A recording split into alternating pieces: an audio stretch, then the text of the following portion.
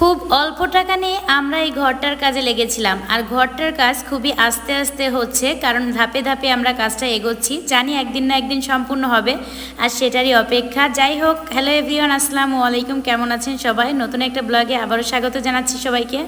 আর আজ এই তো বিকালবেলা হচ্ছে, আমাদের কিছু টাইলস আনা হয়েছে, যেহেতু বাড়ির অল্প কিছু কাজ করাবো।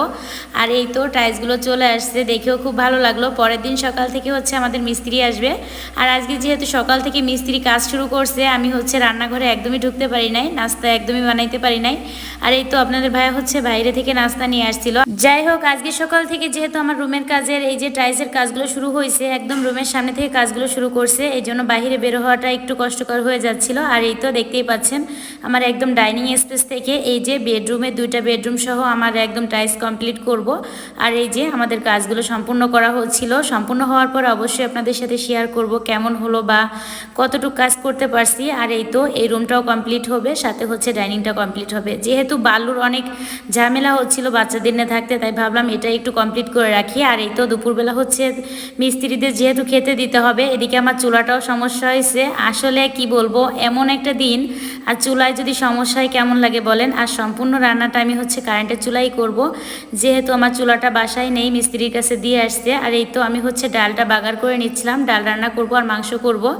যেহেতু বাসায় আজকে 3 জন মিস্ত্রি আছে, 3 জনকেই খেতে দিতে হবে। আর রাইস কুকারে ভাত অবশ্যই হয়ে গেছে। আর এই তো আমার ডালটাও বাগার দেওয়া হয়ে গেছে।